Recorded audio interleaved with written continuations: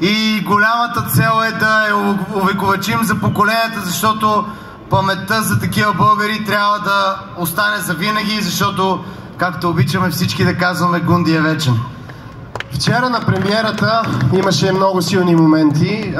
Един от тях беше, разбира се, изказването на Лита Маркова, съпругата на Гунди, последван веднага от едно изпълнение акапелно, без музикален съпровод, едно изпълнение на българския химн.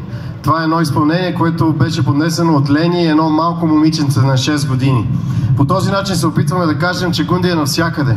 Гунди е на небето, където са нашите бащи и дядовци. Гунди е в нашите сърца, Гунди е в сърцата на децата ни, точно там, където се намира и любимият ни клуб Левски.